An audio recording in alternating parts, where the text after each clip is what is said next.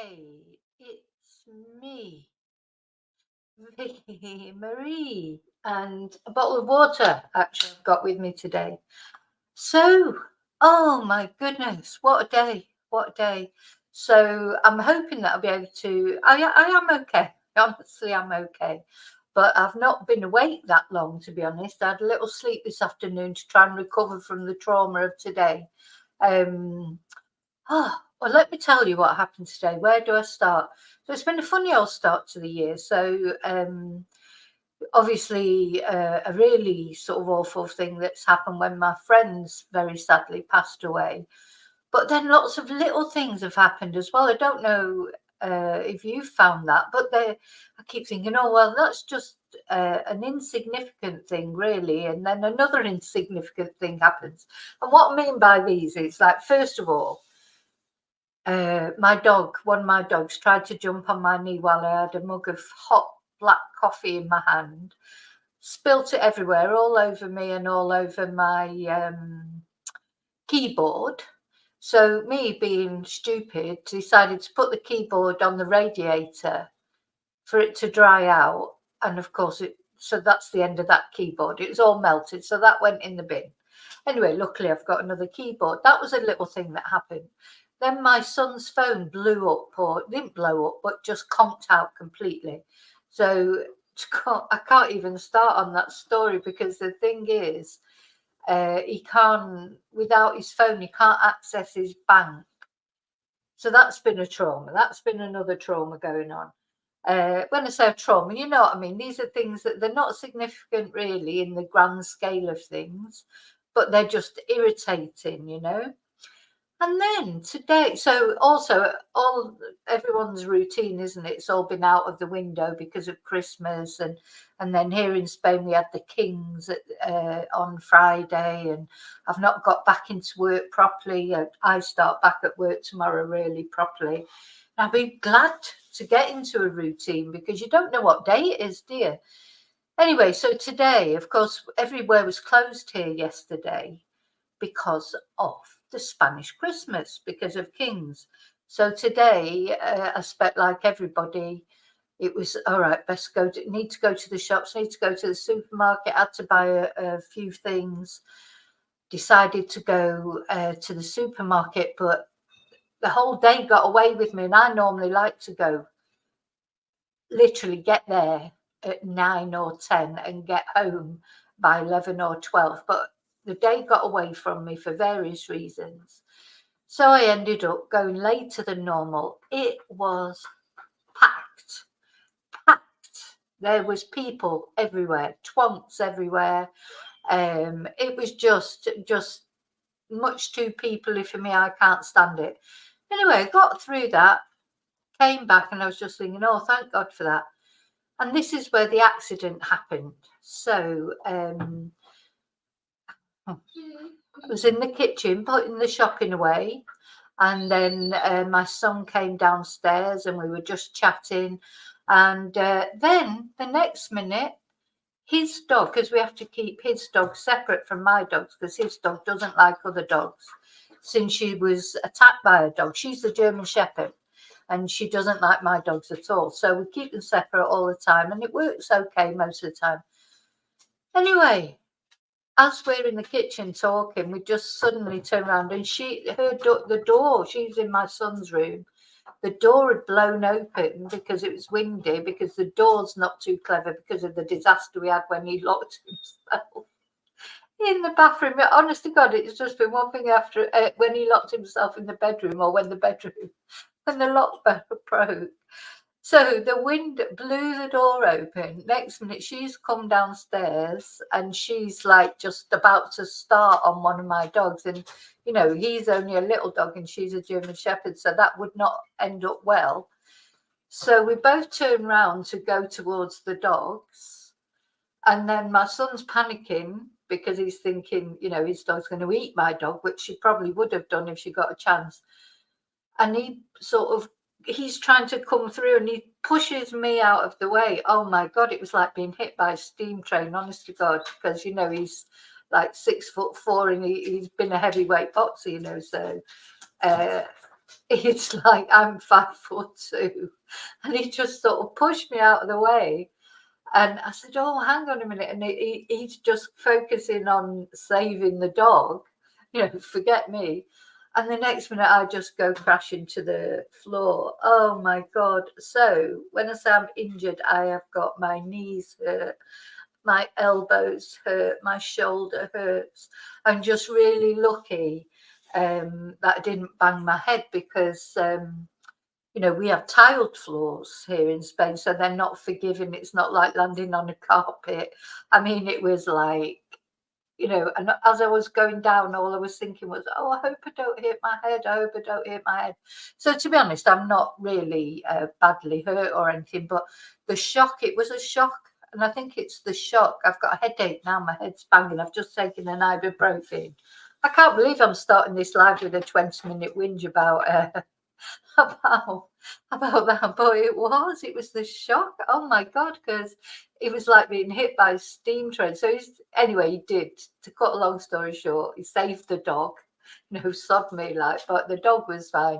Got his dog back upstairs and everything was fine, but I was just, oh my God. So I've been to bed for a couple of hours to try and recover from the shock of it.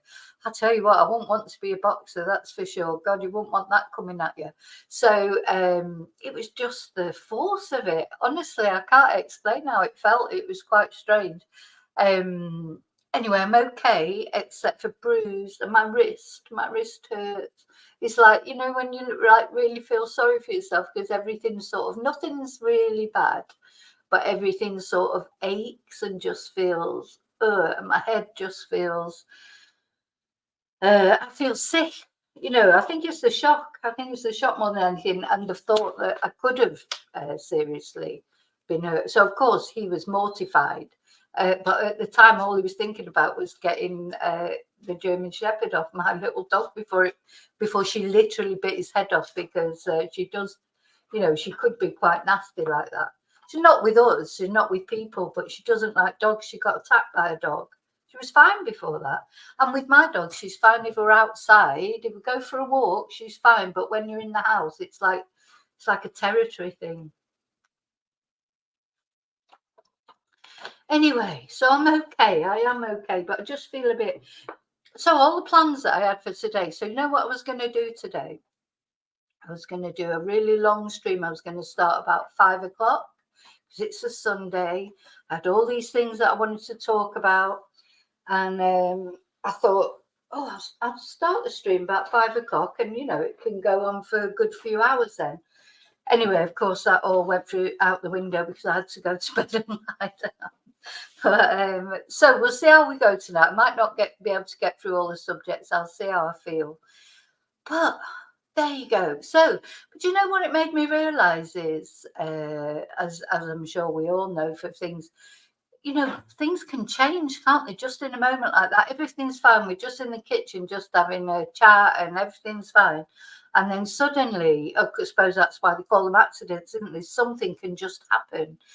Now, I could, because I think that's the shock that I just forgot. If I would have banged my head, because I was like heading towards like my little workstation and the desk and computer and everything. I was saying, oh my God, I'm just going to go whack into everything, and it didn't happen like that. But it just makes you realise, and that's why you really do have to value every minute, every second, because accidents do happen and you just don't know when they're going to happen and how serious. And they say most accidents happen in the home, don't they? And anyway, oh gosh, so that's me. So I hope you're all okay.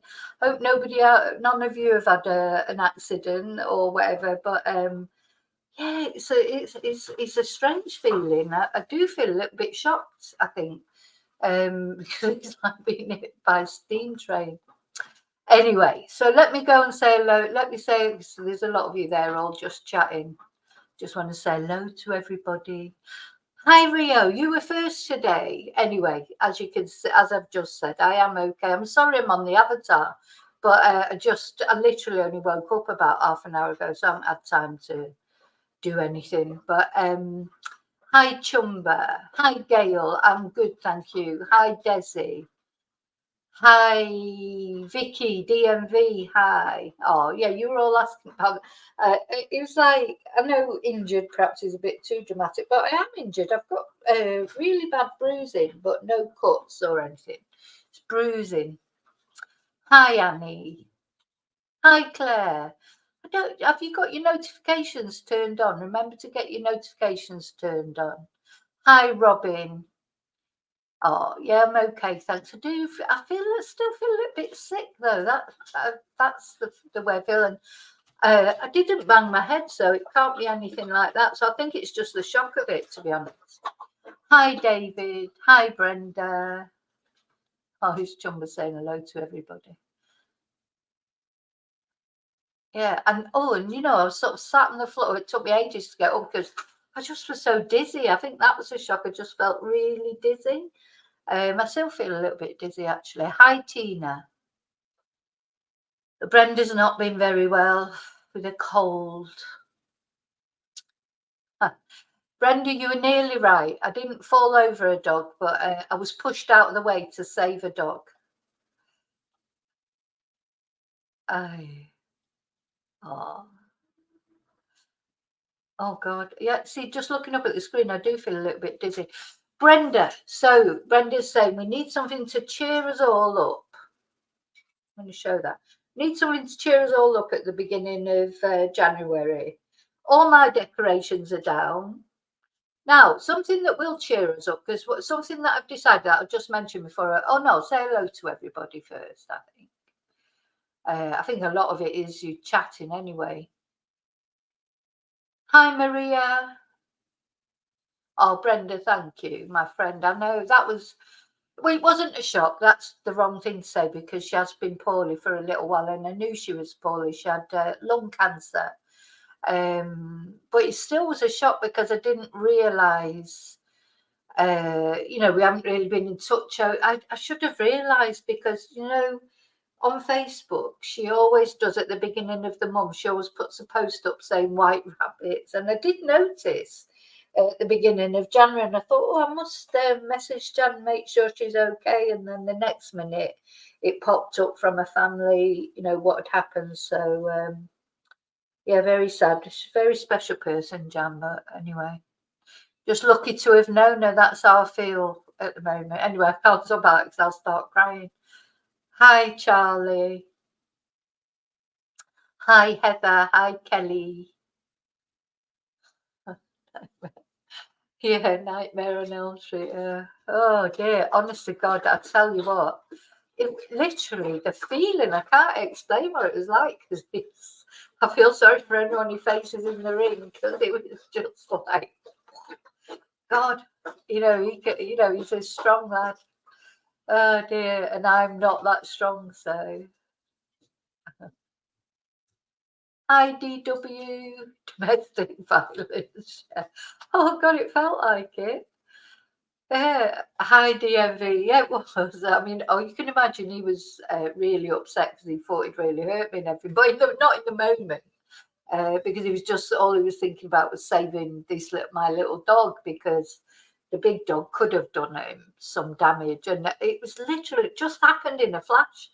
I think that's what sort of shocked me as well, because I suppose that's how accidents happen, isn't it? They just happen so quickly. It was like 1 minute everything was okay, and the next minute just all happened like in a flash before I even knew. And the next minute I was just on the floor. Oh dear me, never mind. Anyway, I'm fine. I'm fine. I just feel a bit, yeah, at least I didn't hit my head. I don't think I need the hospital, Charlie. I just feel a little bit shaken. I'll be fine tomorrow. Back last week. Ah dear.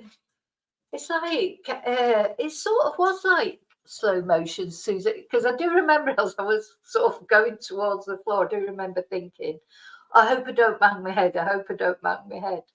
And anyway, I didn't. So it's funny, really. But I'm fine.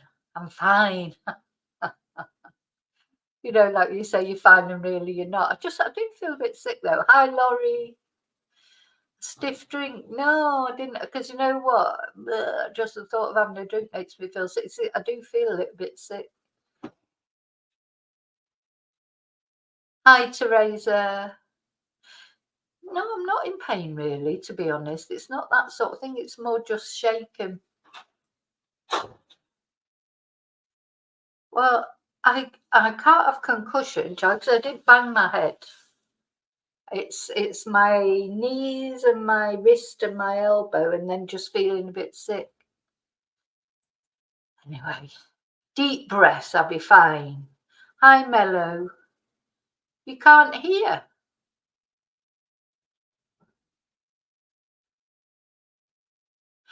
Can you? If it, I'm okay. I'm okay, honestly. Can you hear me now, Mello? You should be able to hear. I think everybody else can hear okay. Oh, did it? Could you not hear? It should be okay. I don't know why. Anyway, so that's the story of that. And now what we're going to do, we are going to do this month to cheer us up on the 25th of January. It is Burns Night. So we're going to do a Burns Night on the, live, like we did New Year's Eve live. Like we're going to do a Burns Night on the 25th of January. So that will cheer us all up. That will give us something to look forward to, a January party. Yeah, try going out and coming back in again if you can't hear, or yeah, Rabbi Burns. Yeah, a cup of tea, actually, that's a good idea. I haven't got a cup of tea here with me. I've got water, but I might make myself a cup of tea in a minute. I'll put a video on for you.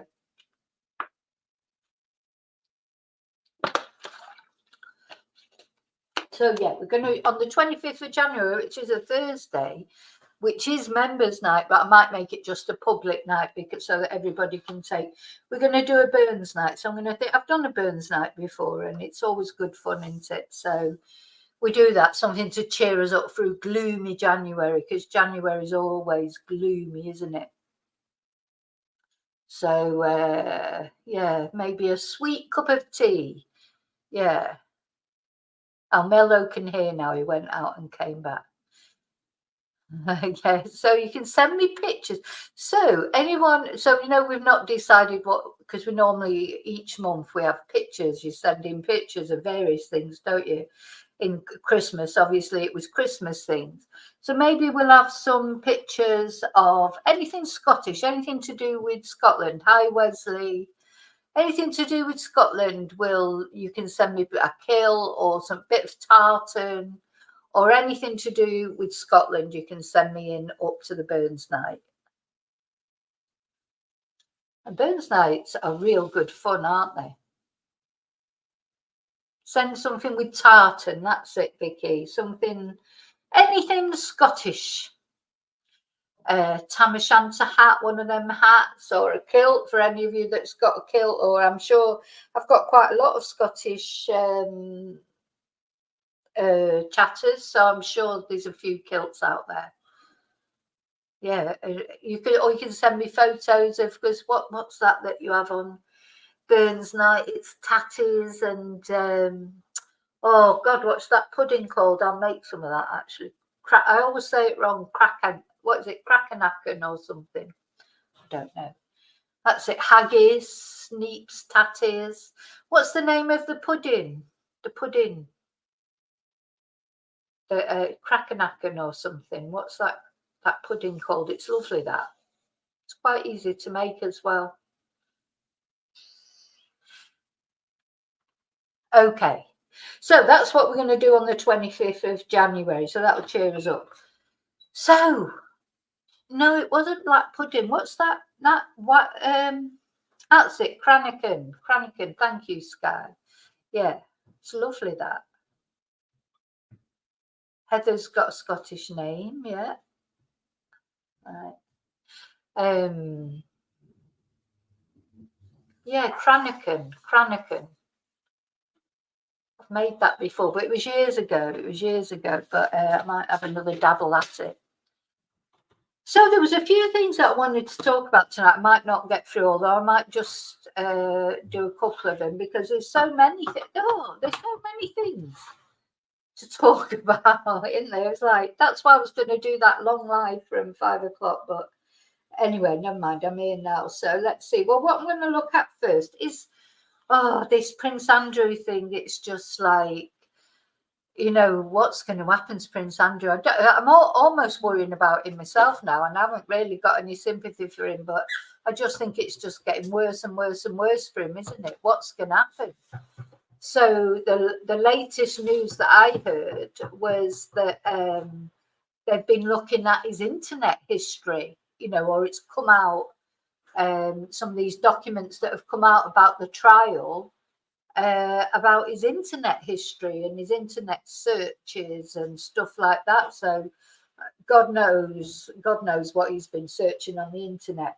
But what I just wanted to look at is, the way he's sort of talking now, as if, what did he say? He said he's not really one for parties. He's never really liked partying. I mean, why does he keep lying? Because everybody knows that he used to love partying. That he was famous for parties. He was called the Party Prince, wasn't he? He was the lucky prince, really, because he was the younger one. So you had Charles, who they knew was going to be king, so he had to behave a certain way. The other one, Edward, though he disgraced himself, didn't he? And then sort of disappeared, and he's sort of come back now, back into the limelight a bit again now. But he was disgraced. And then Andrew, he was sort of left to his own devices a lot because he was the youngest one. He's supposed to be the favourite, isn't he? The most indulged one of them, being the baby, I suppose he would have been. But I just wanted to show, and the other thing I wanted to, because I think there's probably a lot of people, a lot of younger people who are thinking, oh my God, because, they see Andrew as he is now and think, how could he ever have been like the Party Prince? But of course, when he was young, I mean, this is him now, that was him in that car crash interview that he did. But when he was young, he was handsome, he was good looking, and he did, have a lot of different girlfriends. He went out with, I think this is Koo Stark, isn't it? She was a soft porn actress. He had various girlfriends, which is fair enough, as any young single guy would have.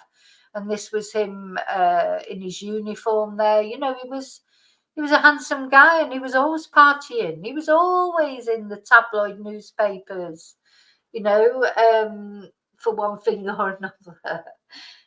And then when he met Sarah Ferguson,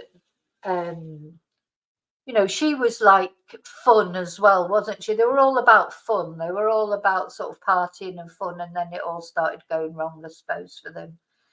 But yeah, he was young when all this is supposedly happened, with these girls on the island and that. So, he wasn't like a middle-aged man then. So a lot of people look at him and say, oh, he's a dirty old man. He wasn't a dirty old man then. He was a dirty young man, if you like. He was only probably in his 20s, and he was just indulged, just did whatever he wanted. Why he's trying to say now that he never really liked partying, I don't know, because he patently did like partying. And there's nothing wrong about liking partying when you're a young person, as long as you're, partying with legal age people, etc. So yeah, he wasn't, he wasn't whiter than white that he seems to be trying to make out now that he is. This was quite interesting. This is not what it looks like. Andrew sits in a bed.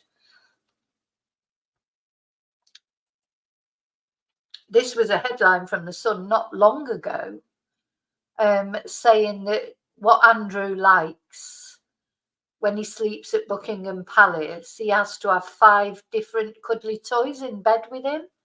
So he likes a teddy holding a heart, a teddy with a necklace, a cuddly black panther, a squishy grey hippo, and another hippo on a green blanket, apparently. I mean, this is the son, so I don't know how true that is, but I think that's quite sweet actually, because I quite like cuddly toys. So, oh God, hang on a minute, I've got to have a drink of water.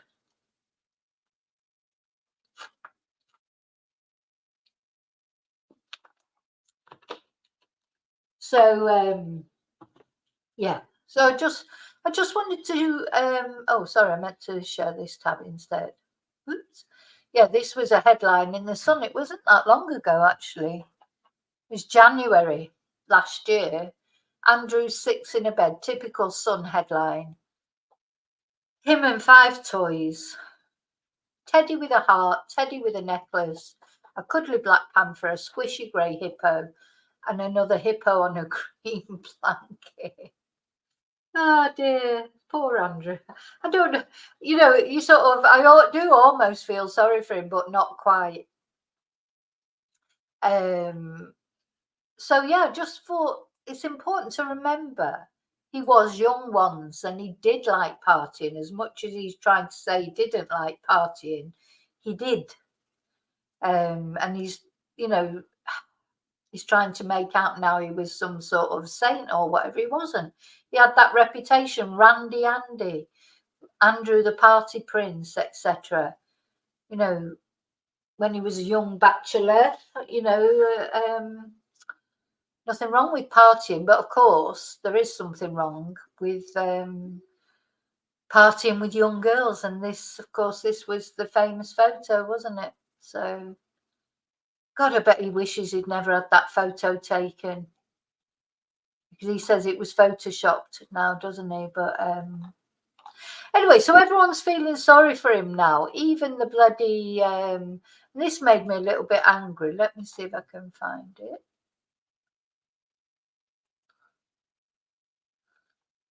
Yeah. So we've got the Archbishop of Canterbury. I think for all of us, one of the ways. The Archbishop of Canterbury telling us we should feel a bit sorry for Andrew, which makes me really angry when the church do things like this. Because the church, I mean, as if the church haven't got enough problems, then sticking up for, you know, people like Andrew. There's a difference between consequences and forgiveness. I think for all of us, one of the ways that we celebrate when we come together is in learning to be a more open and forgiving society. Now, with Prince Andrew, I think we all have to step back a bit. Well, we've all have to step back a bit with Prince Andrew, according to him. Now, I wonder if he would stick up for him the same if he wasn't a prince. And, you know, this made me a bit angry because the church has got a bad reputation as it is. And no wonder nobody's going to church.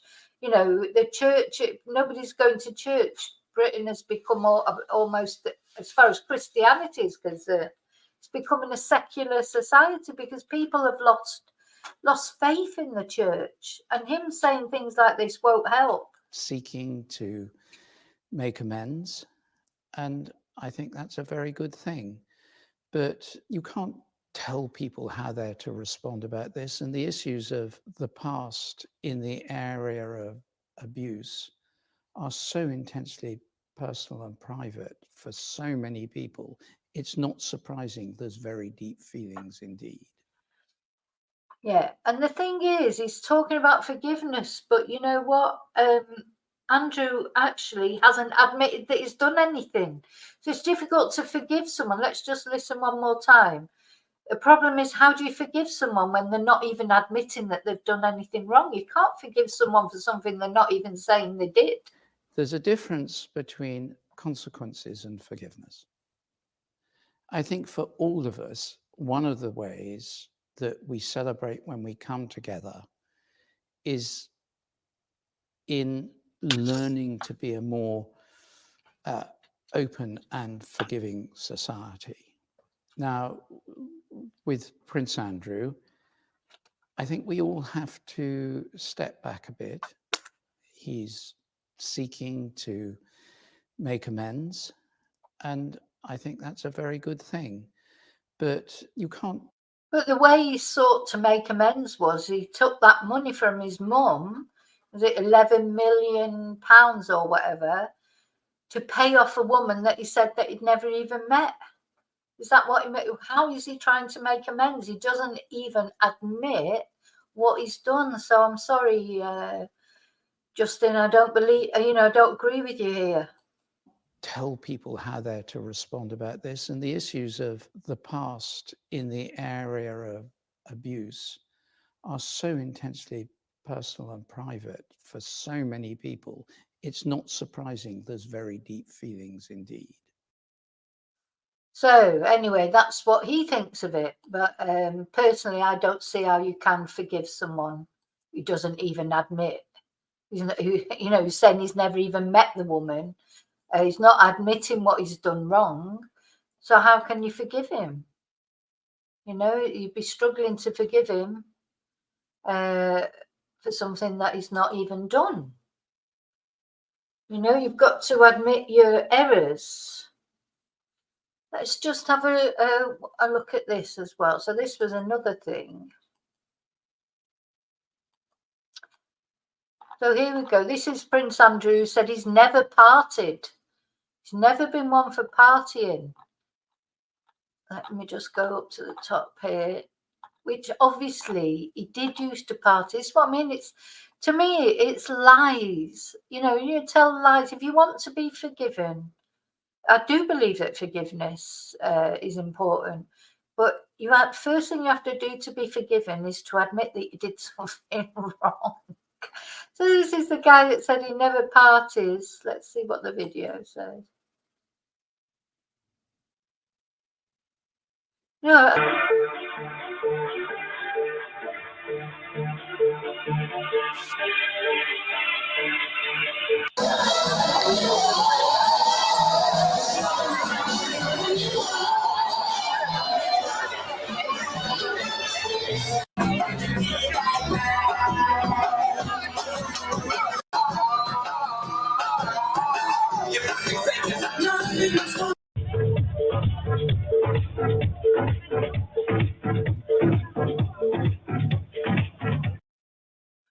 So, obviously he has partied.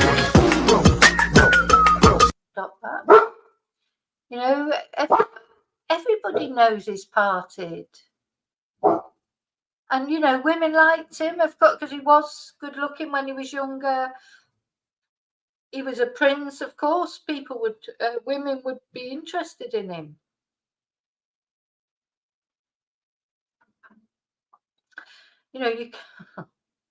Is he sweating, though? Is he sweating? I'm not saying he shouldn't party. What I'm saying is no point in him saying that he didn't really party. He did. So why say you didn't? Why not just say, oh, yeah, I was single, I was enjoying myself. Why shouldn't he? But all this sort of trying to pretend that he never partied. Oh, there you go, his daughter's there. So maybe he had to behave himself.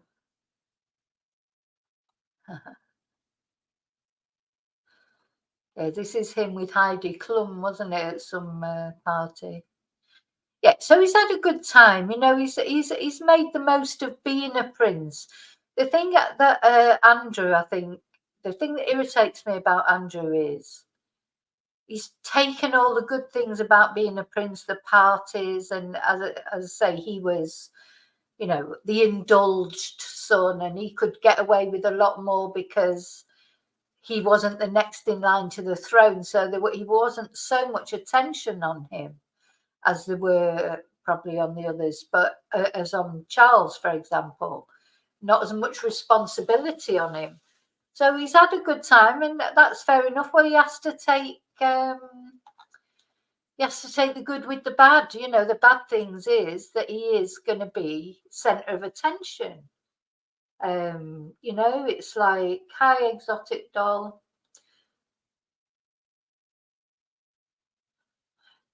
Just be honest. No, I wanted to show you another video that came up on Twitter. So he was, some of his fans found him, waited for him outside somewhere, and then started taking a video of him. Let's show you that. And he got the ump about that. And he's saying to them that you don't realise what it's like being on the other side. You know, Andrew, that's not the thing to say, because he doesn't know what it's like. You know, the lives that most people have to live. You know, he's never had to worry about paying his electricity bill or his water bill or his mortgage, or he's never had to worry about the things that normal people have to worry about. And then he's moaning here, saying to these fans, oh, you don't know what it's like. Let's have a look what he had to say. I find this fascinating. Why does everybody have their cameras on? But why do that? We're not the press. No, it's not about whether you're the press or not. It's just why video? It's just lovely. Just lovely moment. Yeah, the other thing is he doesn't realise the world we're living in now. It's probably annoying. But, you know, yeah, people do get their cameras out. People live on their phones. And if somebody's happened to catch sight of Prince Andrew, and from what they were saying, they're royalists, they're fans, they weren't trying to be horrible to him or anything. And he's saying, why does everyone have their cameras out? Well, that's because you're Prince Andrew. That's the downside of being Prince Andrew. You know, the plus side is you can sleep in Buckingham Palace with 5 cuddly toys to you know, that you can request yourself. You can have people fawning all over you and never have to clean a kitchen or worry about paying your electricity bill. Those are the good things about being Prince Andrew. But the bad thing about being Prince Andrew is, yes, people are going to want to take photos of you and stuff. You know, that's just not only being Prince Andrew, anyone who's famous, you know, there is a price for fame. There is a price to be paid. And most people, they just put up and shut up, don't they? It's like, you know, within reason sort of thing. You know, obviously you don't want to be photographed every single thing you do, but he's there, he's got his suit on or whatever, he's got his coat on, he's not coming out in his bloody joggers and unshaven to put the bins out, and somebody's taking a picture of him like they do of actors and things. You know, I don't know, he just doesn't get it, does he? It's like, why has everyone got the cameras out? Poor me, everyone, you don't understand what it's like being me. But he doesn't understand what it's like being someone who's not him, who hasn't had the benefits that he's had. So you ought to come and stand on this side and see what it's like having all you have is little cameras facing you. It's a really bizarre sensation. I find this fascinating. yeah, he says you don't know what it's like on this side to always have the cameras facing you. But, you know, he's had that ever since he was a child. He should be used to it, really. I mean, all the royal family are the same. That is the price that you pay for being part of the, that's probably the downside of it. But what about all the good sides, Andrew, like flying off to people's private islands and jetting all over the world and going on nice holidays and all those things? Yes, it can't be very nice having a camera poked at you every 5 minutes, but you know, what would he do? Would he change it? Would he become Joe Bloggs and just live in a council estate in Manchester and change so that he didn't have cameras pointed at him every 5 minutes? Well, he wouldn't, would he? So he can't have it all. Have their cameras on. But why do that? We're not the press. No, it's not about whether you're the press or not. It's just why video? It's just lovely. Just lovely moment. But you ought to come and stand on this side and see what it's like having all you have is little cameras facing you.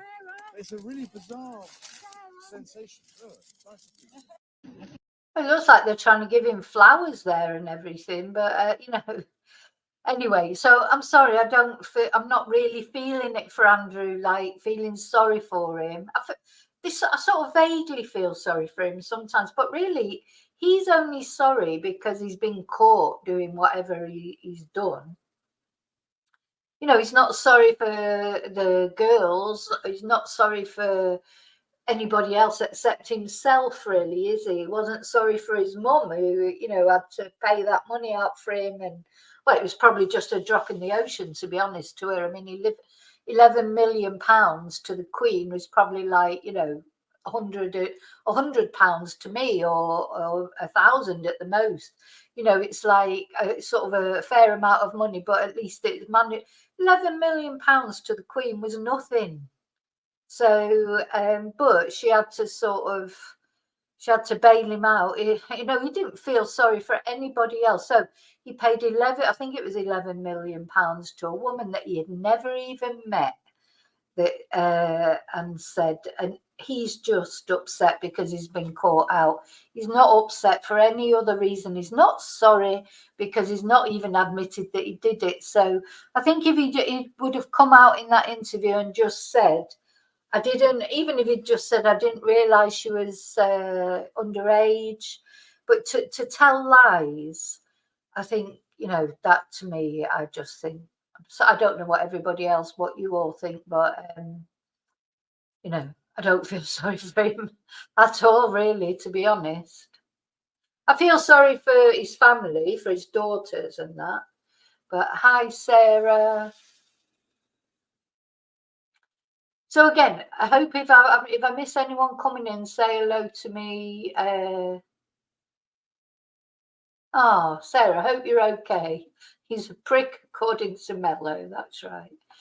Yeah, he's trying to make everybody. Hi, Carl. He's trying to make everybody feel sorry for him instead of just admitting what he's done. And you know, there's as David said, if he was anyone else, he would be in prison now. That's the thing. He's only got away with it. You know, he'll never go to prison. Well, it'd take a lot for him. You know, can't even imagine how he could ever go to prison. But if it was anybody else, any other man who was not him, a prince, they would be in prison.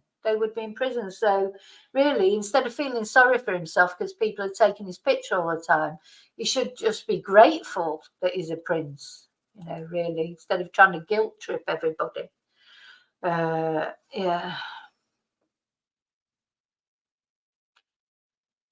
Yeah.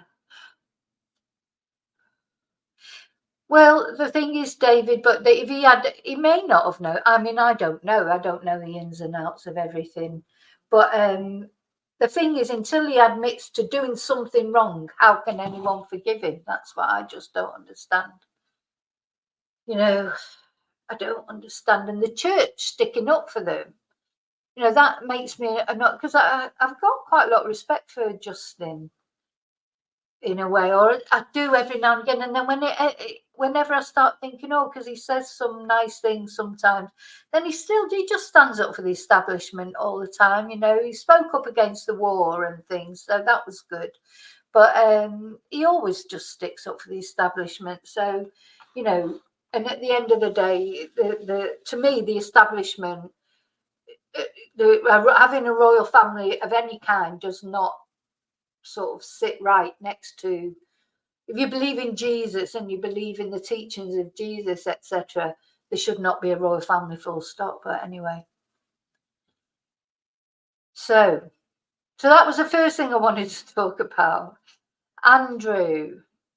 Now, on the other thing, because you know a lot of people don't like Meghan Markle and Harry and everything, but they haven't done what he's done, and yet the royal family's tried to bring him back into the fold and tried to, you know, he gets, even the press and things, they're trying to, some of the press anyway, feeling sorry for him, like the Archbishop of Canterbury, they're feeling sorry for him. And then there's so much hate towards Meghan and towards Harry and that, and you just think, well, how does this work out? But anyway. Yeah. Okay, so that was the first thing I wanted to talk about. Now I want to, right, well, gosh, so there's quite a few things I wanted to talk about. I think we'll talk about Gypsy Rose now. So, you know, we've been following Gypsy Rose Blanchard. Has just recently come out of prison. I've done a couple of videos about Gypsy. Let me just put some windows down and then I can get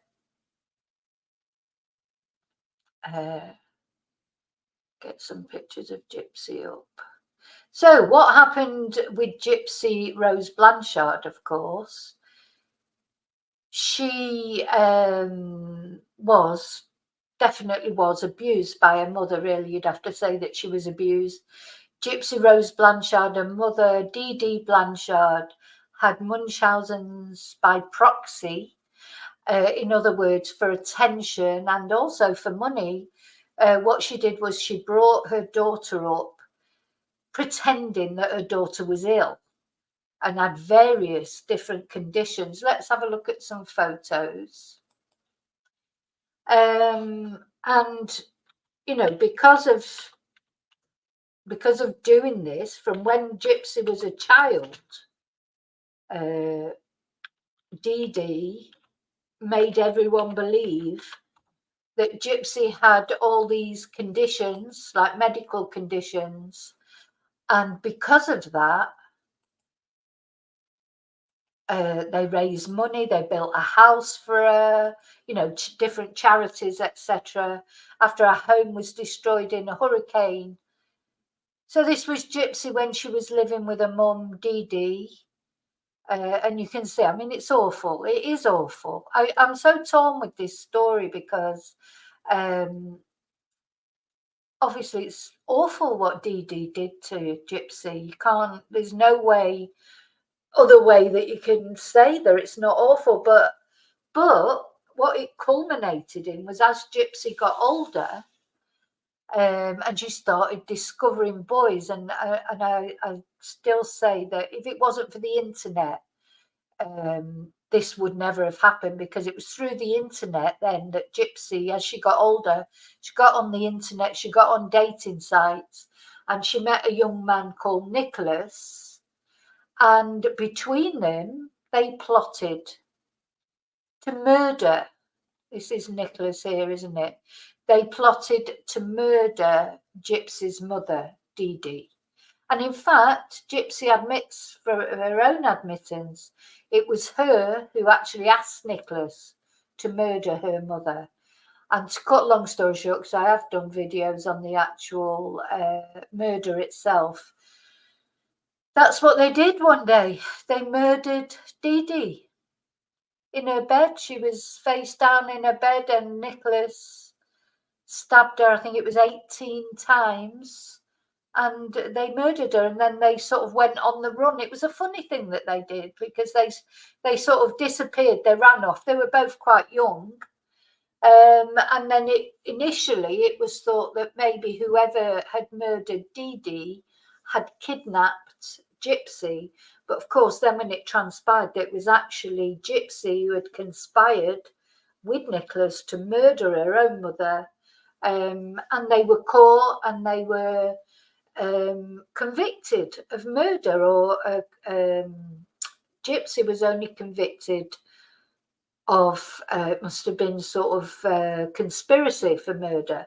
So poor Nicholas, you know, and I do feel a bit sorry for Nicholas, because he had some problems, mental health problems, and he's autistic, and he is still in prison. He'll be in prison. He was given life without parole for his part in it, because he did the actual murder. But Gypsy instigated the murder and just sat in the bathroom while he murdered her mother. And she got, I think it was 11 years or something. But anyway, she's not served the full sentence. And she's just before Christmas, she was released. And you can see the difference in Gypsy from what she was like when she was with her mum to how she is now. She actually flourished in prison. She said that being in prison, she was actually freer than when she lived with her mother. So, I mean, it is patent that Dee Dee did mistreat Gypsy. And, you know, that for that part of it, I feel glad for her that she's finally got a chance, you know, to live a life. But I do feel a bit sorry for Nicholas, because he'll never get to live his life. But nobody seems to mention, you know, she's been interviewed so many times since she came out. She's doing that. I suppose she's trying to make the most money she can out of it. I don't blame her for that either. You know, she's been interviewed left, right, and centre. She's on every TV program, every news program. She's all over Instagram. She's, you know, and you know, who can blame her? I suppose she's now free. She's free really for the first time ever in her life, because she went directly from this horrible sort of home life that she had straight into prison. So this is the first time that she's actually led what you might call a normal life. Anyway, while she was in prison, though, she married, didn't she? She got married to this guy who, I'm sorry, I just can't escape it. He looks just like a mum to me. You know, when I see the pictures of Gypsy with a mum, that could be him. You know, it's like they're so similar. But anyway, they're supposedly madly in love. And yeah, she's married. She got married while she was in prison. And now she's come out. Of course, that's the first time that they've been able to have a physical relationship. And that's what we're going to look at. We're going to look at a couple of interviews that she's done, and with him as well.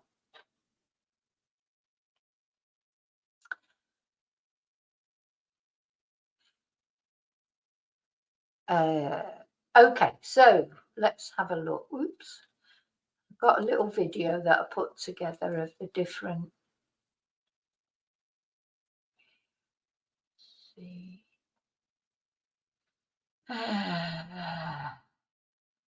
Now, something that came out in these interviews that I've been watching about Gypsy that I didn't know. Excited about the show tomorrow. Hang on. But I just want to ask how Gypsy's doing. It's been a week now since she's been out. Right. So first of all, this first interview we're going to see is actually with her stepmom, talking to Banfield on News Nation. And there's something that comes out in here that I did not know before. It's the first time I've ever heard it.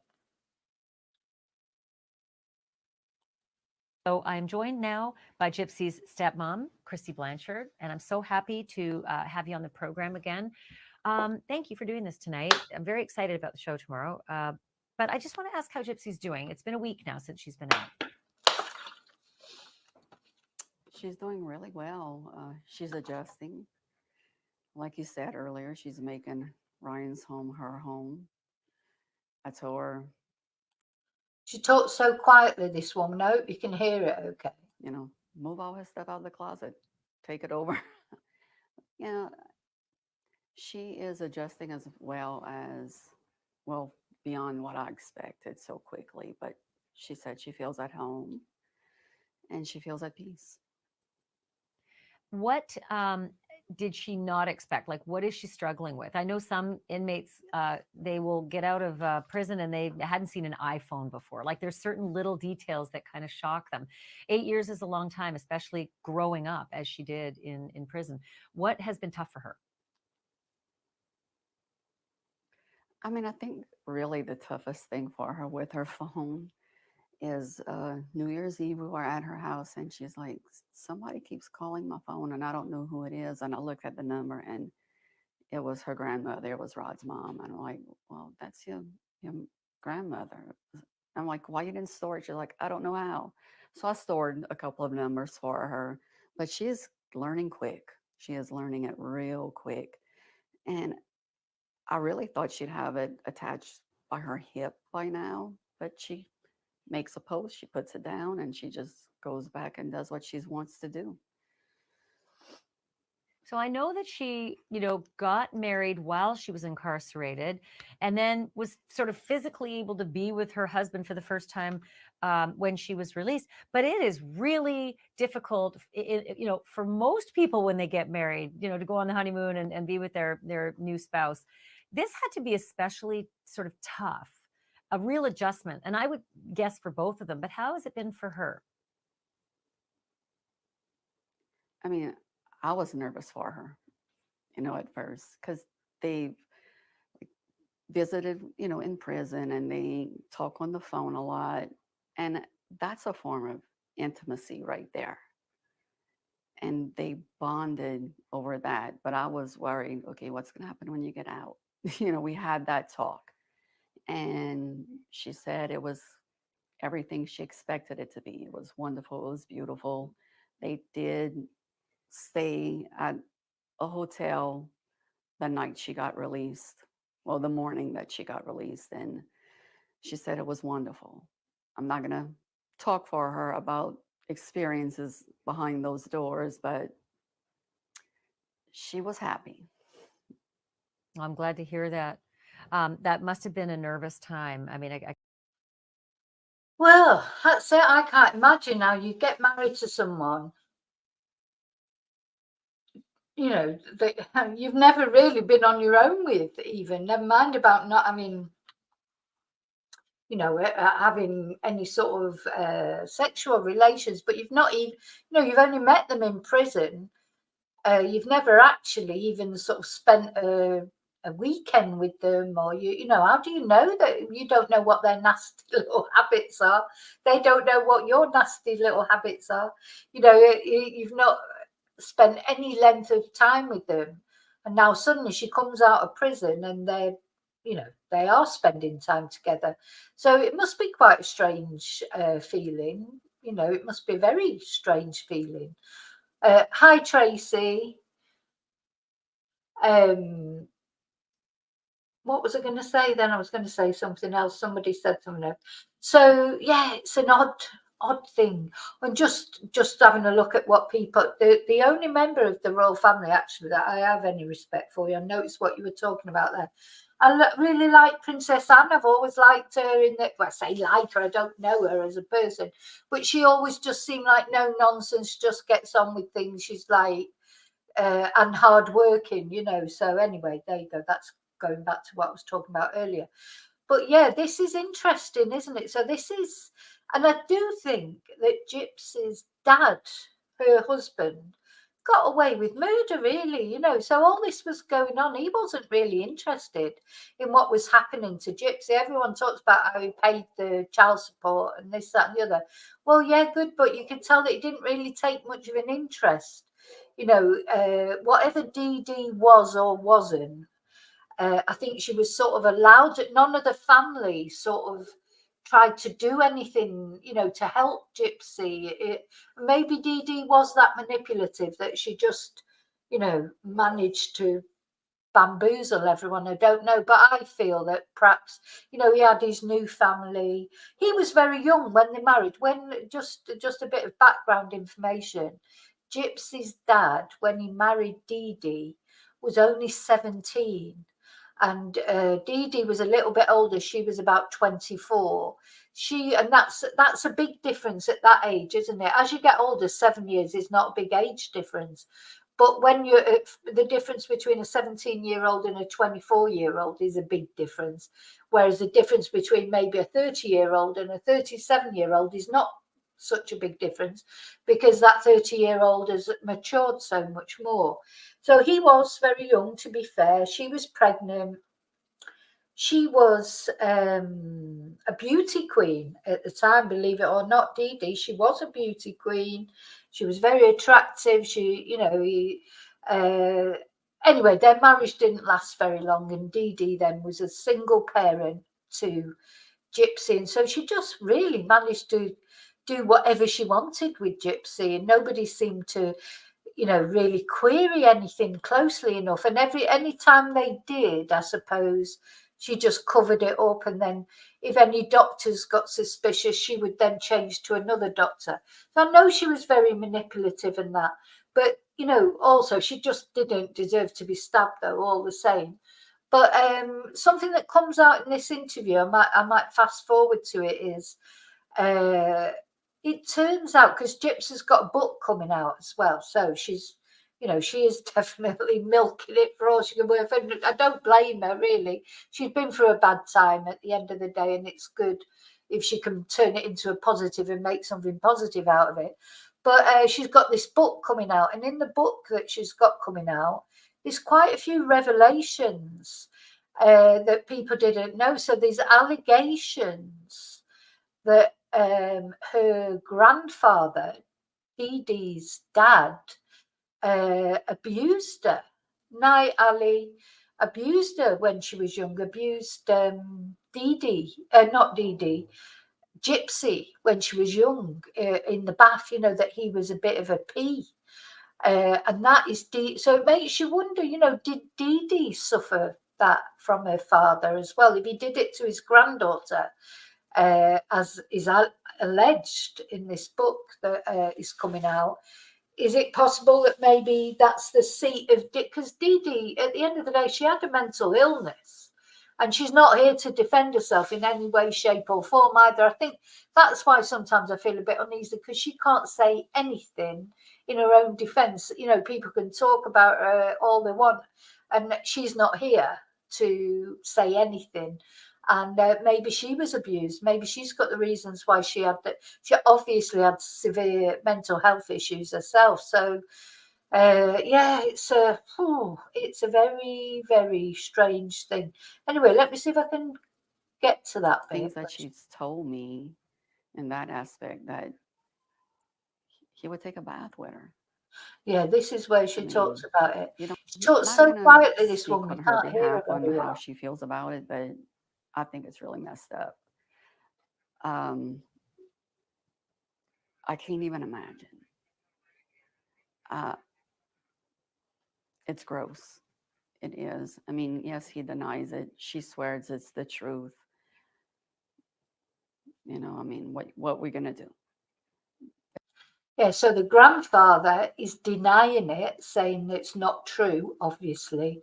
But Gypsy has asserted in her book that he did abuse her. There's really nothing, you know. I believe her. I believe it's happened, because how she's explained it to me, it was pretty much in detail. And she shouldn't I be don't know if taking you a can bath share with her that. grandfather anyway. I was just about to ask if you're able to share the details that she shared, and you're saying that there was a bath when she was a youngster. Yeah, from things that she's told me in that aspect, that he would take a bath with her. I mean, you don't do that at all. Did she share any other details? Yeah, she shared some, but I'd rather not. It's her story, you know, to go into detail. It could be all in the book, which I was surprised when they did ask him. I had told the producer, if you're going to ask him that question, make sure you're running out the door, because I didn't know what his reaction would be, and he just denied it. But if he did it, he has to live with it. What was Gypsy's husband's reaction to that information? To be totally honest, I have no idea. I don't know what she told him, or, you know, or how she told him. I guess because, you know, we were in the moment celebrating her return, and none of that came up. We haven't talked about it. I never reached out and discussed it with him, because at that time I didn't know what he knew. So, sorry, just because she's quiet, I'm going to fast forward in a minute to a different interview. So in the meantime as well, Gypsy's been all over Instagram with photos of her and her husband, and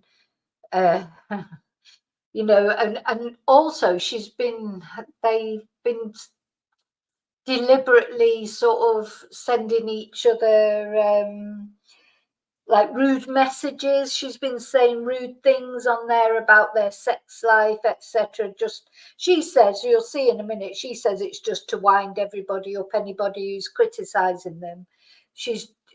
It all seems a bit weird to me, because you'd think they'd want to be private, really, wouldn't you? You know, it feels like she's just come out of prison, and over everything, all the media, they're being interviewed I mean, when are they finding time to have sex, to be honest? Because they just seem to be doing media interviews all the time, or she's on Instagram, or you know, she's been on nearly every talk show that you can mention. So maybe they're just making the most of it and earning what money they can now, because of course people's attention doesn't stay on things. Everyone's attention is on them at the moment. There won't always be so much in demand for interviews, etc.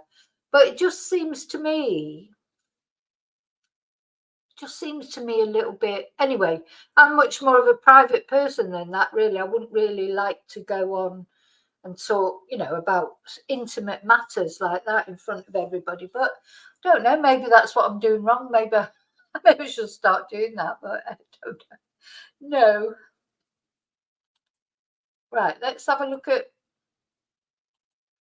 I'm just going to fast forward it a bit because she's so quiet. Now, this is an interview with Gypsy and her husband. Oh, where is it? Or is it? Hang on, I have got an interview with Gypsy and her husband, but there it is. Made him the one. What was different about Ryan? Well, Brian's from Louisiana, and I mean, there's one of a kind. But he's from Louisiana, and I'm originally from Louisiana. So I saw that, and I'm kind of like, hey, someone from my home state, we probably have a lot in common. So I wrote him a letter back. She had over 250 men contact her while she was in prison. She was saying, the woman asked her, how many people contacted you? 250 men wrote to her while she was in prison. And before him, actually, she was engaged to someone else. I don't know what happened there. She had another guy and she was engaged to him, but they split up. And then she ended up with this guy. So out of 250 men that wrote to her, she chose him. And we became friends, and then, of course, more than friends, and then now we're married. Incredible. Congratulations Thank to you you. both.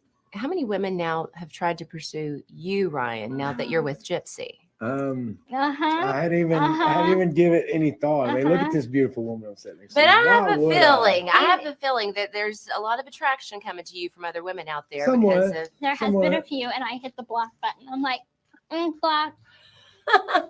And I just let her. I'm like, yeah, go for it. Happy wife, happy life. That's Ryan. right. So how is it now being a newlywed couple in the real world outside of prison? We call it a newly together wed. Yeah. Because we've been married A year and a half. year and a half. Right. now. So it's newly together wed, but it's nice. Like, it's what I've been waiting for. But was the transition difficult? I mean, for a year or so, you guys were married behind bars. Now you're newly together. So what's that transition? Sorry, I'm just saying there. Yeah, I'm going to show you. We'll be showing the members live on Thursday. I'll be showing a picture of Claire with a mug that she's got, a new mug. And something else I was going to say. Wesley was saying, I'll write some Jackie Collins. I'd love to do that, actually. I'd like to write a Jackie Collins type book. That'd be good fun, actually. But yeah. Been like for the two of you? I mean, baby, it's been 5-6 days? Yeah, but so we're still learning each other. Yeah, the transition has been pretty simple right now, but it's like I cleaned out his closet and put my clothes in it, and I'm just I kind have of a room already. Don't let her fool you. So like integrating, into our new life together and just settling into married life. We cook. Do you know, I know I feel like I'm being really cynical, but how long do you give this relationship? Seriously, it's too nice, isn't it? It's too nice. It's like, and the guy, I know I keep saying it, but it does remind me of a mum. She picked someone who reminds her of a mum, because at the end of the day, although Dee Dee, that relationship would have been, it was toxic, the relationship between the daughter and the mother, and it was abuse really at the end of the day, but that's all she's ever known. So she's only ever known a controlling relationship, really. So be interesting to see what happens with this relationship. Maybe I'm wrong, maybe I am being cynical, but I just think, I don't know about this.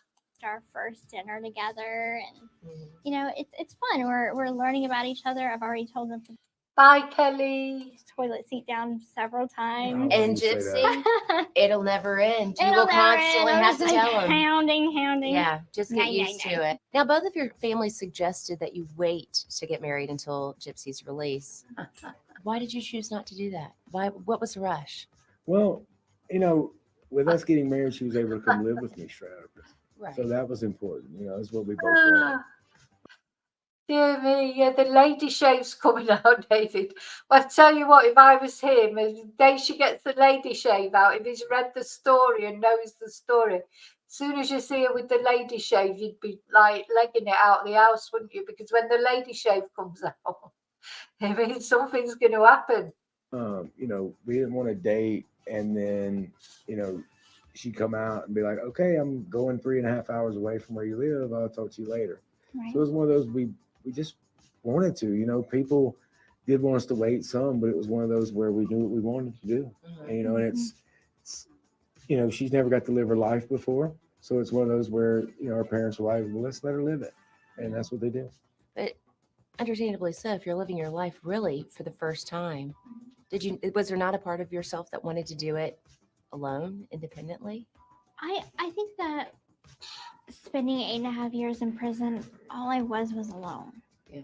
And I was tired of sleeping in a bed by myself. I was tired of feeling like I had no one to share memories with.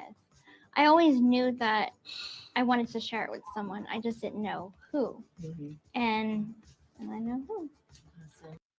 I mean, she is unrecognizable, isn't she, from how she was? They say that Dee Dee was starving her, and she was so painfully thin, and she's not painfully thin now. She looks healthy. She's 32 now. So really, I suppose she's just starting to live a life now at 32 that she should have started living 10 years ago, I suppose. But and there are rumors as well that Dee Dee had starved, was it a grandma or another member of her family to death that she was caring for? I mean, Dee Dee was like, she was like somewhat of a horror film, really, definitely. But from what we know now, but of course we have not got Dee Dee's side of anything now. But yeah, so you can see she's flourished in prison. I mean, she looks like she's unrecognizable from what she was. But, and you know what, maybe I'm wrong. Maybe this is going to be a fantastic relationship. But I don't know. My sort of, my impression is that maybe not. My mother walked into the room and she had a wheelchair with her. And very bluntly told me to use the wheelchair. I didn't understand her reasonings, but I trusted her. She was my best friend, and I loved her. What reservations, if any, do you have about having children someday after considering what you've experienced in your own childhood? Do we have any reservations? I don't have any reservations. We both have talked about starting a family. We just don't know when yet. My life is a little hectic right now. So we're just trying to take it day by day. We're just trying to start off the marriage on a good foot before we bring kids into the situation right now. But never say never. Mm-hmm. Ryan, how are you dealing with the newfound fame and being in the spotlight? It's different. I'm a very private person. I'm a teacher, so it was one of those where I didn't want my school involved or any of my kids. But it's been different. I knew who I married. It was one of those where we talked long and extensively about it. She was like, "Are you sure? Are you sure?" Go on, start a family.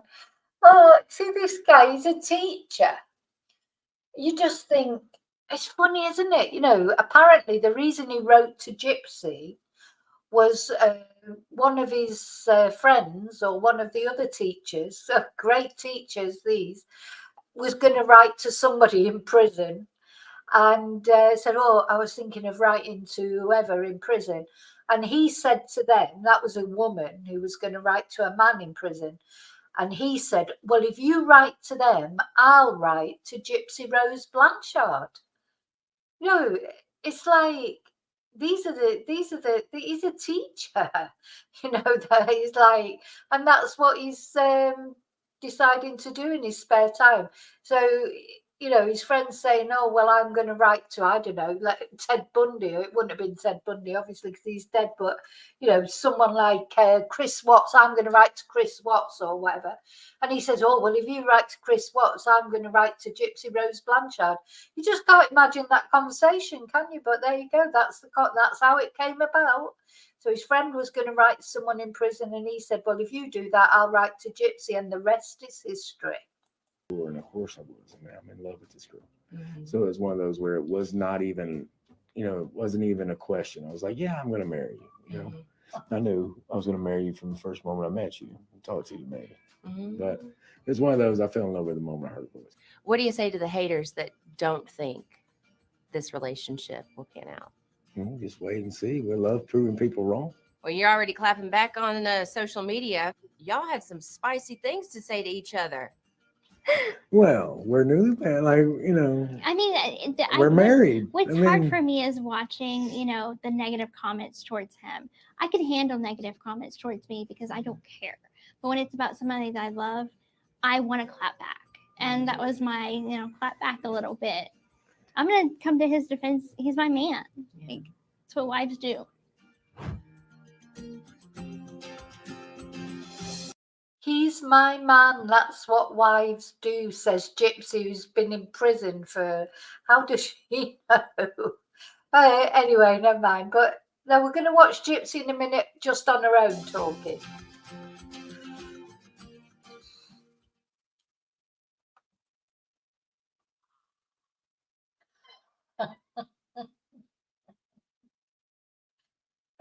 Oh, dear me.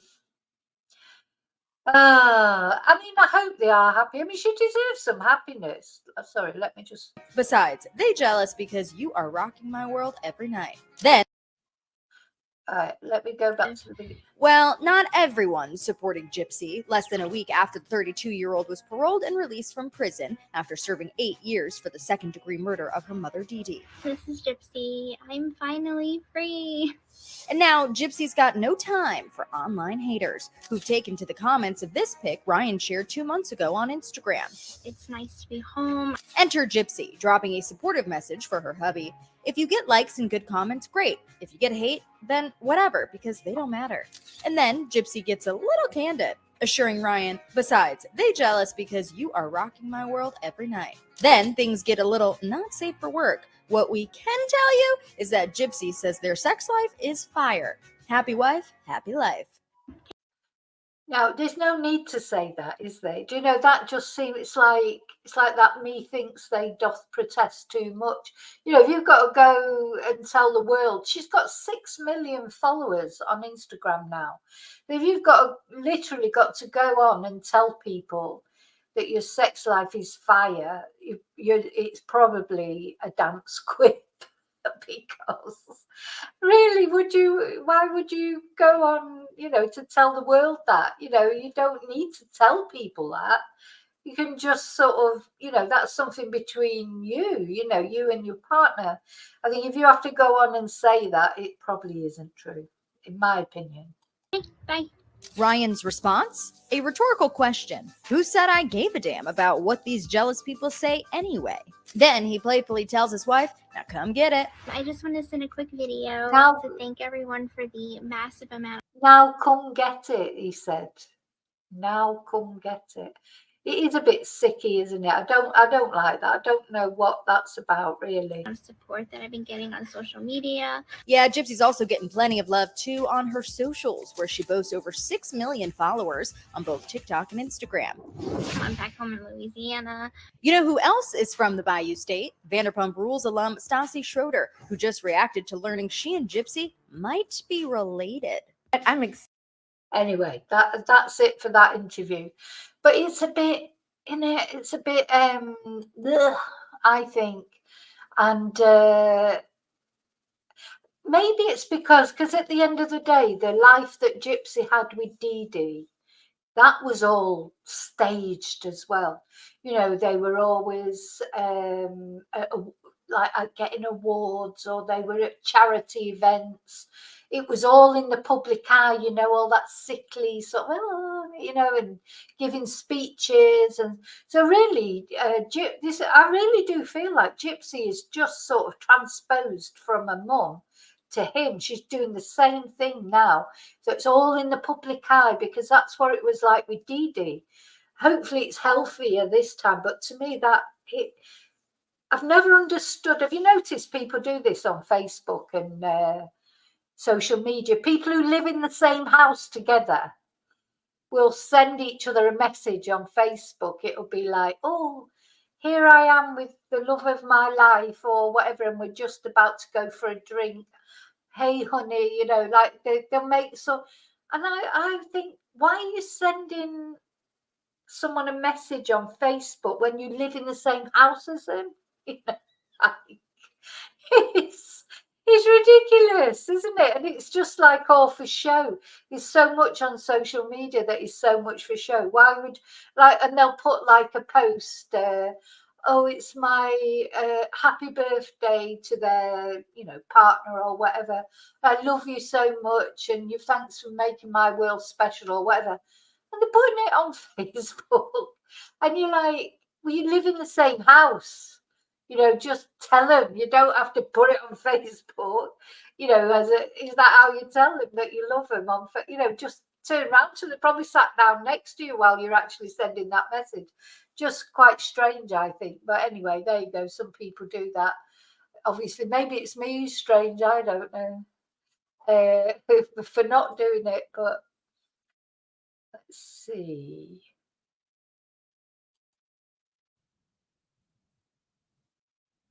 All right, one more video I've got to look at of them, and they must have done like a job lot of videos in one day, because you see them being interviewed by different people but wearing the same clothes.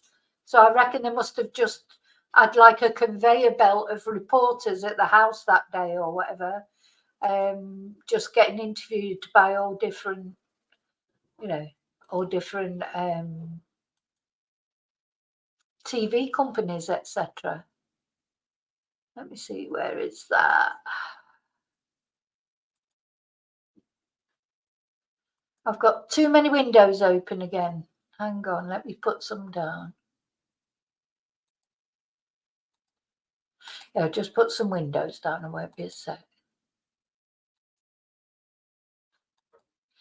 And hopefully it'll be easier to find them.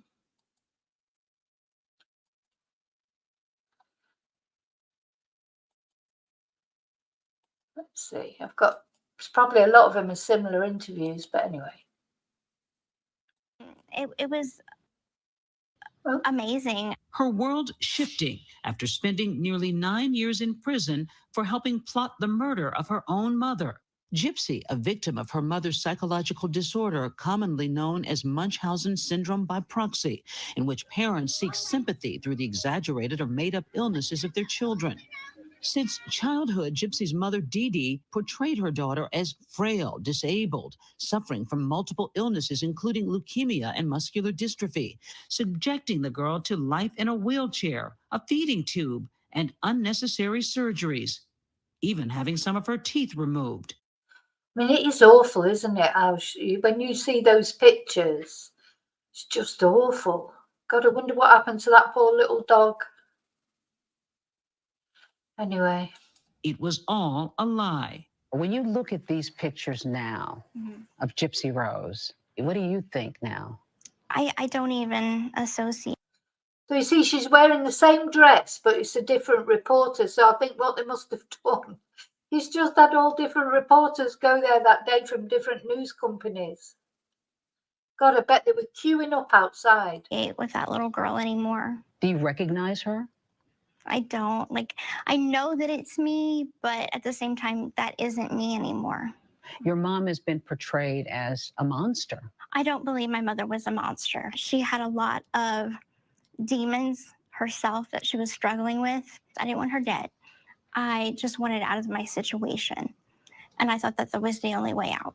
In 2015, Gypsy says she reached a breaking point and plotted with a boyfriend she met online, Nicholas Godejohn, to kill her mother.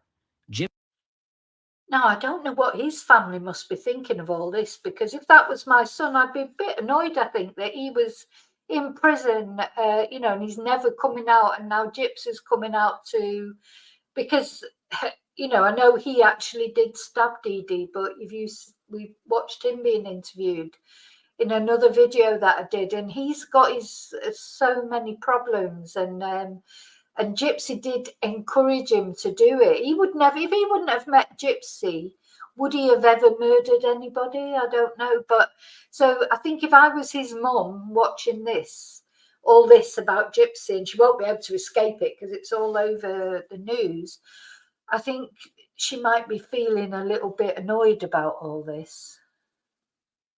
Gypsy would later plead guilty to second-degree murder. Godejohn was convicted of carrying out the stabbing death and sentenced to life in prison without the possibility of parole. Is it fair that he is incarcerated for life for killing your mom and you're out?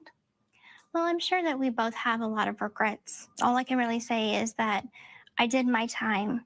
He's doing his time for his part. And I wish him well on his journey. During her prison stay, public fascination with Gypsy exploded. Oh my God, I didn't listen to that before. So she said, like I said, I've done my time and he's doing his time for his part. And I wish him well on his journey. Oh my God. Her story portrayed in multiple documentaries and a drama series, The Act. I'm so trapped. I can't tell anyone. Gypsy now sharing unscripted personal details about her past in a Lifetime docuseries, The Prison Confessions of Gypsy Rose Blanchard. You say that you were addicted to painkillers. Mm-hmm. How serious was this addiction? This is really hard to talk about because it took me down a really dark path. But I felt like it was my only way to cope for a time. So when you made this decision to take part in the killing of your mom, were you high? Yes, I was. And do you blame that for your decision? No. I don't blame drugs. I don't blame anything. I don't make excuses. And now?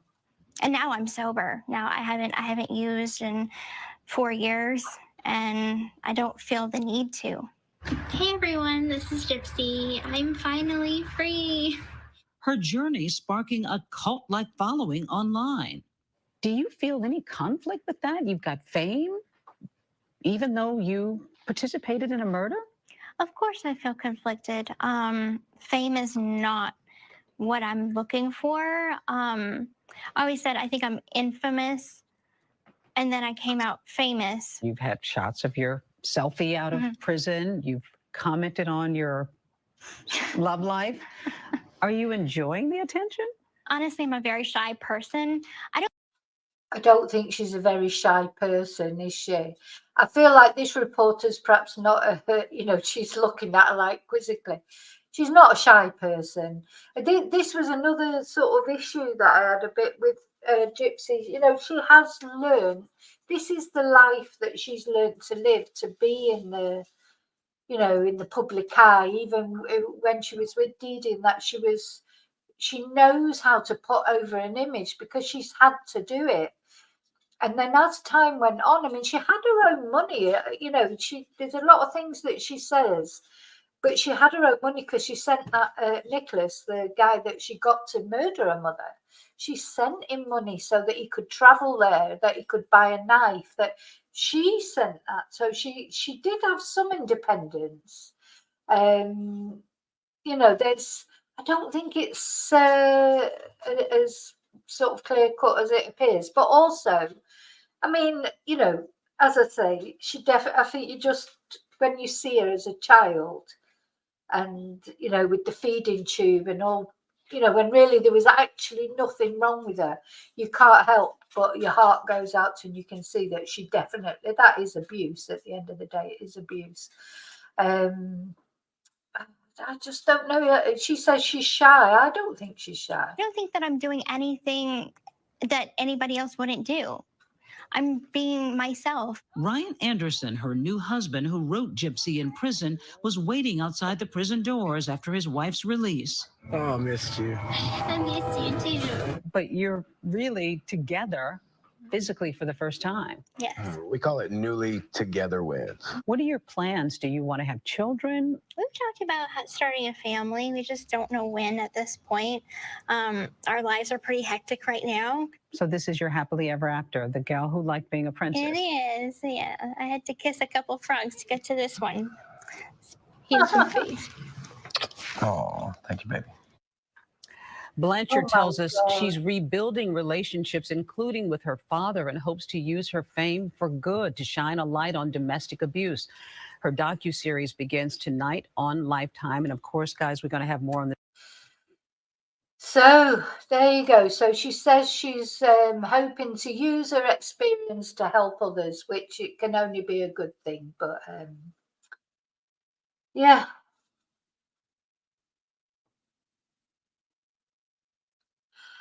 Yeah, I can't live to tell the tale. Yeah. Oh, Nick. Yeah, that was. I do feel better. I'm surprised I've got through. When I first started off doing this, I was thinking, oh God, I don't know if I'm going to be able to get through this live because I just felt a bit sick and. Yeah. Anyway, I'm feeling better now, so I think it's probably done me good to be chatting.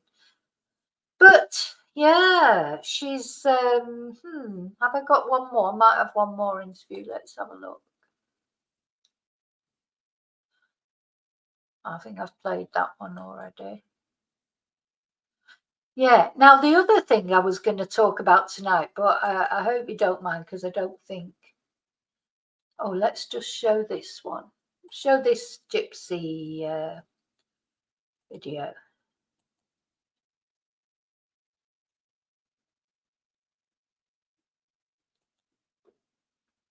One more Gypsy video, bless her. I say, you know, at the end of the day, she's done all these videos for a reason. She wants the publicity. Normal life with your relationship now that you guys are able to spend this time together?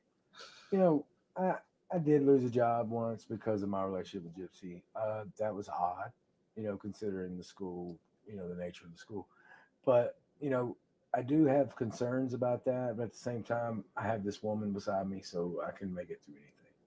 You know, it's one of those things where I don't worry about that anymore, you know, because as long as I have her, I'm happy. So that's all.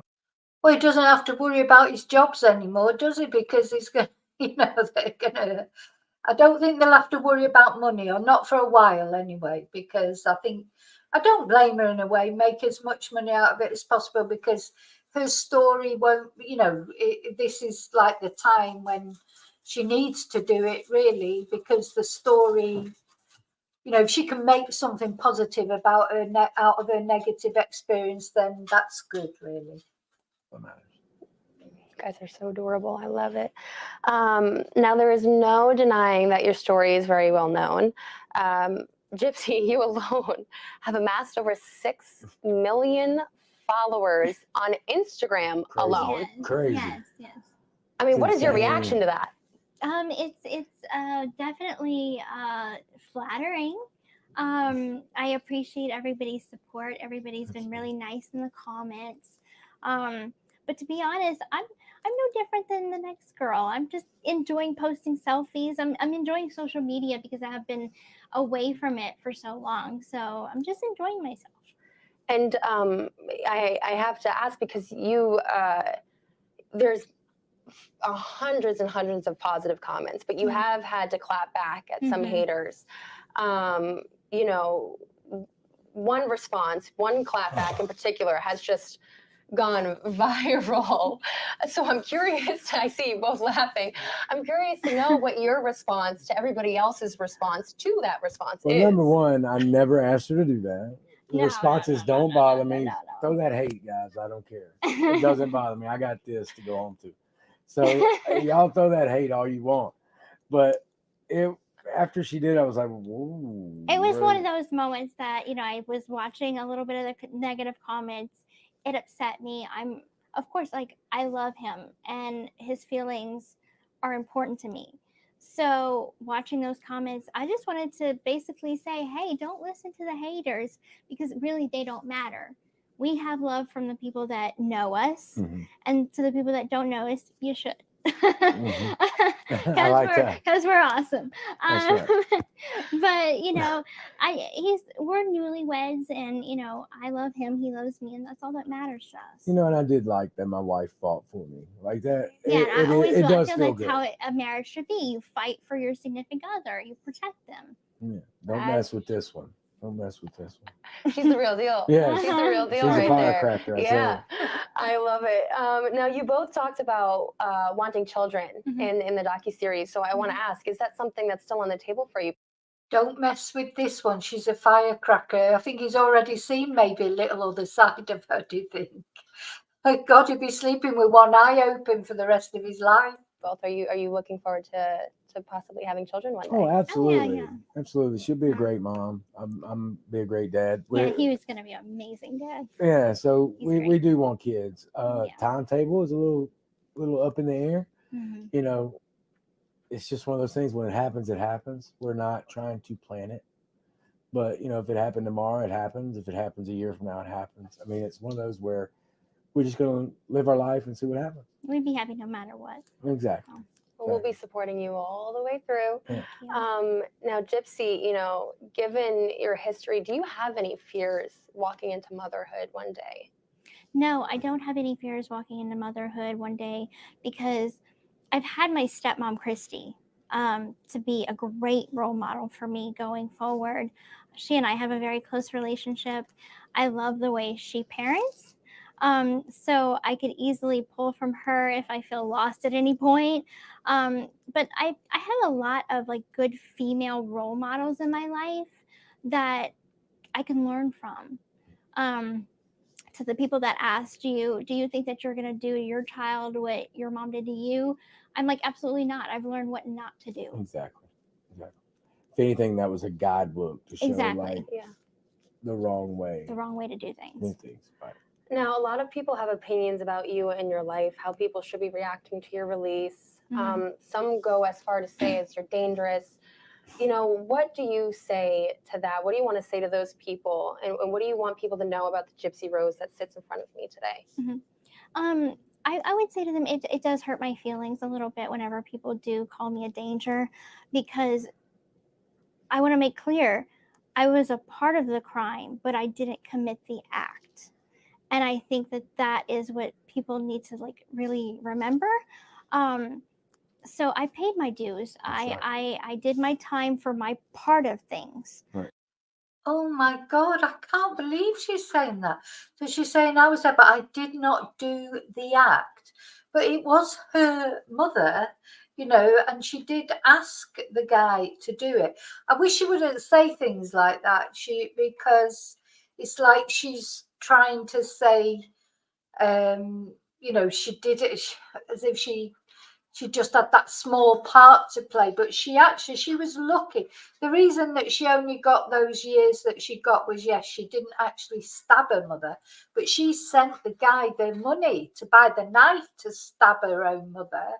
And also, she's sort of got off lightly because, yes, she did suffer abuse over years, and I know that was probably taken into account, but I don't think it's really good for her now to be saying, I paid my due. She should perhaps have a little bit of humility and say, it was awful, and I got, again, it's like this sort of distancing herself from it. I don't think that's a good look for Gypsy. She should just, say, yeah, it was awful. I should never have got involved in it, and I shouldn't have done it, but, blah, blah, blah. But it's like she's trying to completely remove herself from it and blame it all on him. And it wasn't all his fault. He did it for her. At the end of the day, that lad, if he would not have met Gypsy, he probably never would have murdered anybody, whereas she might have got somebody else to murder her mother. Do you know what I mean? The fact is, the only reason any murder was ever committed was because of the relationship between her and her mother. Now let me live my life and and just grow as a person. Everybody deserves a second chance. So let me live mine with grace. And we're going to wrap this up with something really quick. Okay. We're going to do a rapid fire game. It's going to be, right? Okay. So Bye, Sarah. Hi, Red Bull. for some fun, Okay. favorites in pop culture, we're going to go through this. Okay. Celeb you'd like to meet. Taylor Swift. Celebrity crush. Close your eye. Jason Momoa. Jason Momoa. Place you want to travel to. Los Angeles. Ooh. Favorite school subject you studied. Science. Ooh. Favorite book / series. Harry Potter. First concert you want to attend. Say it. Taylor Swift. I can't You know help you it. want to say You it. know I want to say it. Do you have any nicknames? Gyps. Gyps. Gyps. Yeah.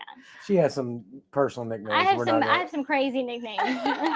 We'll go with Gyps. Those are Yeah, our we'll go pet with names. Gyps. Yes. If you could star in one TV show, what would it be?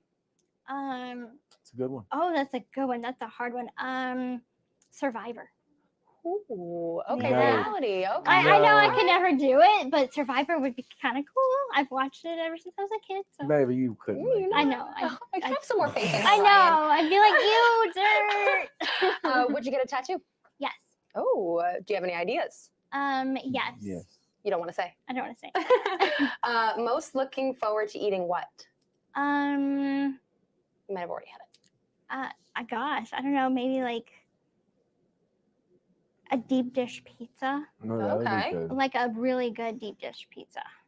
Like Chicago. Yeah, like a absolutely. Chicago I'm one. looking at you. You got to remember that. Yeah. Yeah. Chi-town. Last one. Any celebs reach out to you in your comments that stood out to you? I honestly haven't checked yet. I know. I know. It's I strange. need to get on it, but I haven't checked yet. I've heard that a couple of celebrities have like made comments about me getting released. I think Will Smith had commented that he's happy that I got released and he wishes me the best and whatnot.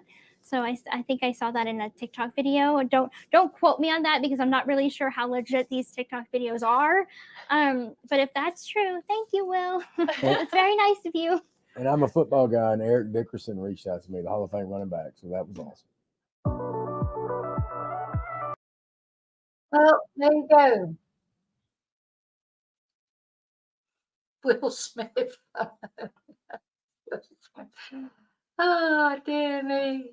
Exactly, Red Bull. She said to her ex-partner, who she got to murder her mum, I destroyed your life, but I wish you well. Hey. So, yeah, apparently Will Smith has wished her well. Anyway. Well, there you go. So that's the story so far. Why do I just feel that there's more going to come out in the future about Gypsy and this relationship? But anyway, so I'm going to finish there because I want to talk about Casey Anthony, but that deserves longer. It deserves a video of itself, really. If I would have ended up coming on earlier and doing the really long stream, I would have done it. And I did want to talk about Joey Barton, but I think I'll do that on another video as well, because I think there's more to come on that as well. But anyway, I hope you enjoyed the video. If you did and you're not subscribed yet, please subscribe. Please press the like if you liked it, or press the dislike if you didn't like it. Thank you so much for watching. All of you that participated in the chat, thank you so much. And also to you that are watching at home, thank you for watching as well. And as always, remember to live and love very carefully, very wisely. Even if your partner asks you to kill their mum, I would advise you not to do it, or their dad. And then, yeah, there's hope for us all yet. Look at Gypsy. There's not much hope for Nicholas, unfortunately, because he's in prison for life without parole. But there's certainly hope for Gypsy and her husband. In fact, you know what? I don't even know what his name is, to be honest. But anyway, so thank you so much. And until I see you again, may your God go with you. Night, night, night all. Thank you. Night. I don't know why I'm waving at the camera and I've got the avatar on. I'm looking at the camera, I'm waving at the camera, I'm forgetting that I haven't actually got the camera on. But anyway, night. Hi, Julie. Hi, Amanda. Or goodbye, I should say. Night.